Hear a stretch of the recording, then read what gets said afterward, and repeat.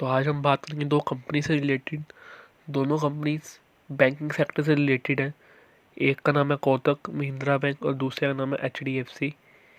तो दोनों कंपनीज को एक हम चेक करेंगे और देखेंगे कंपनीज में हमें क्या करना चाहिए और क्या ये सही टाइम है इन दोनों कंपनीज को बाय करने का करंट लेवल पे।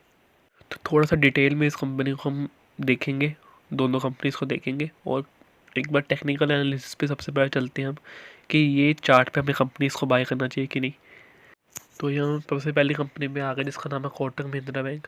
तो पर्सनली ये बैंक मेरे को सबसे अच्छे लगता है क्योंकि इसके कई इनसाइडर्स भी हैं बैंक के जो कि काफ़ी अच्छे लगते हैं, क्योंकि जो कंपनीज के प्रमोटर्स में जो लोग आते हैं वो गवर्नमेंट ऑफ इंडिया के साथ भी काम करते हैं। तो काफ़ी अच्छे रिलेशन हैं इस कंपनी के ओनर्स के, जो कंपनी के अपर लेवल मैनेजमेंट है कंपनी की, उनके गवर्नमेंट के साथ काफ़ी ही ज़्यादा अच्छे रिलेशंस हैं, कि लेफ्ट एंड राइट हैंड कह सकते हैं। और वो साथ में वो दो लोग जो हैं वो इस कंपनी में भी काम करते हैं और अपर लेवल पे काम करते हैं। वो गवर्नमेंट में खासकर कहाँ वो हेल्प करते हैं गवर्नमेंट की बजटिंग में। तो गवर्नमेंट का जो फाइनेंशियल सेक्टर है वहाँ पे वो दोनों लोग काम करते हैं और इस कंपनी में भी वो दोनों काम करते हैं। तो इसलिए ये कंपनी मेरे को थोड़ी स्ट्रॉन्ग ज़्यादा लगती है as compare to HDFC bank. तो क्योंकि ये दो ही कंपनी मेरी फेवरेट है, उनमें से इन दोनों में से फर्स्ट नंबर पे मैं कोटक महिंद्रा बैंक को देता हूँ। तो एक बार कंपनी मार्केट कैपिटलाइजेशन देख लेते हैं। काफ़ी अच्छी कंपनी मार्केट कैप है। तो बैंकिंग सेक्टर है, डिविडेंड कंपनी का ऑलरेडी लो होगा।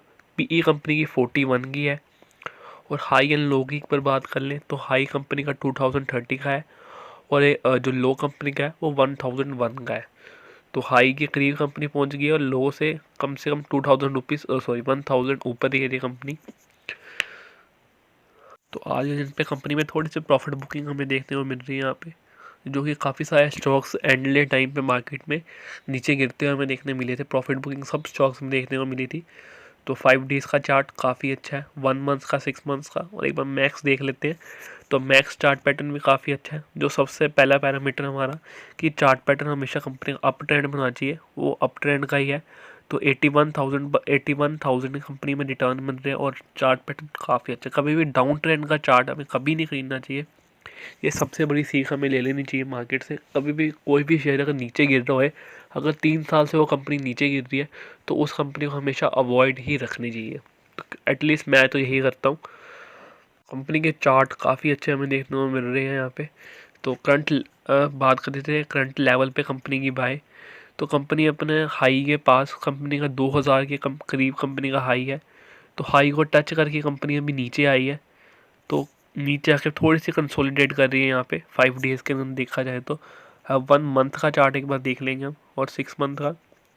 तो 6 मंथ में कंपनी को अपने हाई को टच की है एक बार यहाँ पे और उसके बाद 2 बार टच कर चुकी है। अगर अब दोबारा 2000 को तोड़ के कंपनी ऊपर निकलती है, 2050 या 60 के करीब कंपनी रेसिस्टेंट देती है, तो उसके बाद कंपनी अच्छा ब्रेकआउट देगी और अच्छा मोटा प्रॉफिट कंपनी कमा के देगी, क्योंकि 2000 कंपनी का लेवल है। इस लेवल पे कंपनी रह भी सकती है क्योंकि जो पिछला लेवल था वो 1500 का था। 2000 को अगर कंपनी तोड़ के निकलेगी तो बहुत अच्छा कंपनी में ब्रेकआउट होगा। तो काफ़ी अच्छे लेवल्स पे अभी कंपनी हमें मिल सकती है।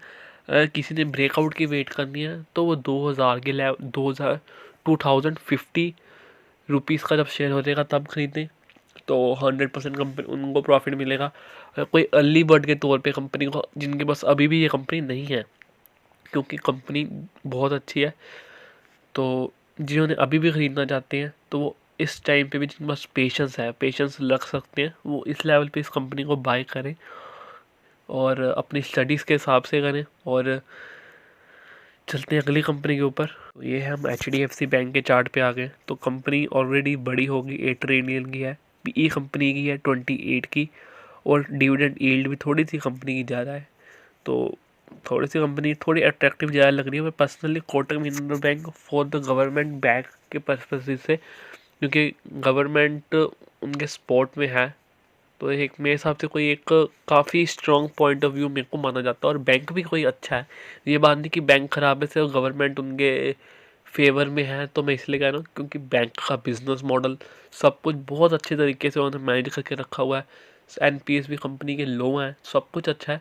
इसलिए ये दो बैंक मेरे को पर्सनली काफ़ी अच्छे लगते हैं। तो उनमें से सबसे पहले था कोटक और HDFC। हम आए हैं अब HDFC के ऊपर। तो लॉन्ग टर्म का चार्ट इस कंपनी का भी अप ट्रेंड में है, यहाँ पे देखने को मिल रहा है। और इसके ब्रेकआउट के बाद कर लेते हैं, तो कंपनी ने अभी ब्रेकआउट दे के छोड़ा 1400 के लेवल के ऊपर। तो अब कंपनी का कोई टारगेट नहीं है यहाँ पे, वॉल ऊपर ब्रेकआउट यहाँ पे 1600 का कंपनी ने दिया है। अपने न्यू लेवल कंपनी के बन जाएंगे 1600 के। तो 1600 तोड़ के निकलेगी तो कंपनी को बाय करेगा। कंपनी अगर नीचे भी गिरती है तो मेरे हिसाब से कंपनी बाय है। ये दो बैंक हैं जो मेरे को बहुत अच्छे लगते हैं, बार बार मैं कह रहा हूँ, क्योंकि वाकई में जिसने इस कंपनी को खरीद लिया, क्योंकि फाइनेंशियल सेक्टर ही है जो हमारी इकोनॉमी को आने वाले टाइम में ऊपर लेके जाएगा और जो लेके जाता आ रहा है। तो उनमें ये दोनों कंपनीज बहुत अहम रोल निभाते हैं अपना। तो इसलिए ये कंपनीज को होना बहुत ज़रूरी है। अब बात आती है कि दो कंपनीज क्यों हमें दो, अगर किसी ने एक ख़रीदनी है तो मेरे हिसाब से दो कंपनीज को ख़रीदना ज़्यादा प्रेफर मैं करता हूँ, क्योंकि दोनों टॉप की कंपनीज है, 1 या 2 नंबर पे आने वाली दोनों कंपनीज हैं। तो दोनों अगर आप कुछ, अगर हम 15% से ऊपर किसी भी सेक्टर में पैसे हम नहीं डालते हैं, तो इन दोनों कंपनीज में अगर आपने किसी एक शेयर में अगर 20,000 के करीब लगाना था तो दोनों शेयर्स में 10,000 लगाए, क्योंकि दोनों कंपनीज काफ़ी अच्छी हैं। तो अब बात करें थोड़े से कंपनी के फाइनेंशियल्स के, क्योंकि ये कंपनी हमने बात कर ली कि किस हिसाब से कंपनी में बाय करनी है। बाय दोनों में 50-50% की करनी है, जितनी आप बैंकिंग सेक्टर में पैसा डालना चाहते हैं। तो ये HDFC बैंक के हम मार्जिन चेक कर लेते हैं। तो 41% की कंपनी के 41.77% की कंपनी के नेट प्रॉफिट मार्जिन यहाँ पे देखने को मिल रहा है, जो कि 2.38% से अप ट्रेंड में इस ईयर में। तो हमें इस कंपनी का मार्जिन काफ़ी अच्छा है और ऊपर जाता हुआ है। रेवेन्यू भी कंपनी का ऊपर अच्छा खासा ऊपर जाता हुआ है, नेट इनकम भी और EPS भी कंपनी का सब कुछ ऊपर जाता हुआ देखने को मिल रहा है। अब हम आ गए कोटक महिंद्रा बैंक के ऊपर। तो यहाँ पे कंपनी का जो नेट प्रॉफिट मार्जिन है वो थोड़ा सा कम देखने को मिल रहा है, पर बाकी सब कुछ रेवेन्यू, नेट इनकम सब कुछ अप ट्रेंड में हमें देखने को मिल रही है यहाँ पे। और प्रॉफिट मार्जिन में गिरावट है कंपनी के। तो ये है कोटक महिंद्रा बैंक का फाइनेंशियल्स थोड़े से। अब हम बात कर लेते हैं बैंकिंग सेक्टर की सबसे अहम चीज़, जो कि है NPA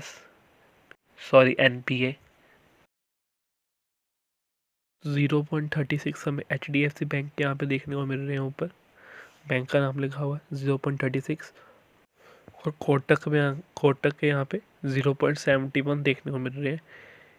तो NPS दोनों के 1% से भी नीचे है, तो एक थोड़ी सी काफ़ी अच्छी बात है यहाँ पे हमें देखने को मिल रही है।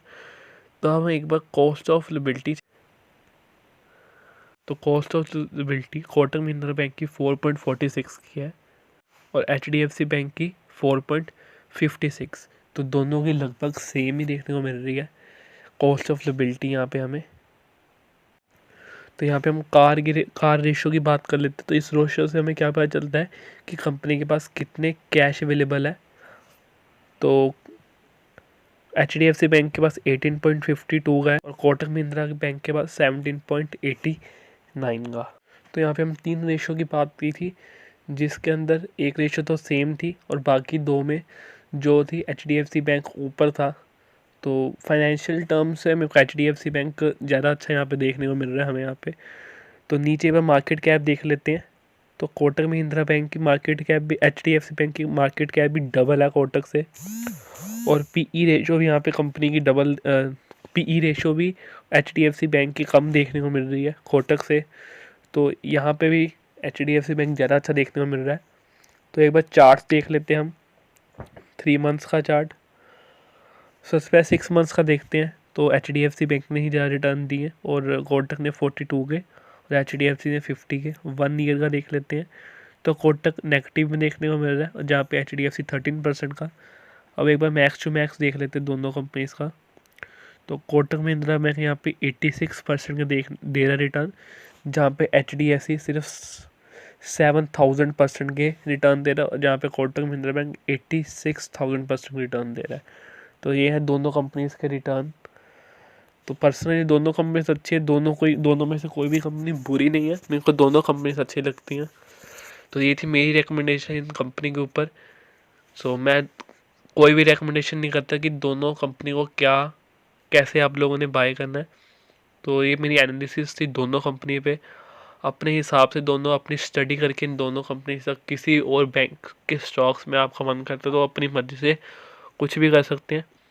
तो मेरी कोई राय नहीं रहेगी किसी भी सेलर परचेज में किसी भी शेयर पे। तो thank you for watching this video. Good bye.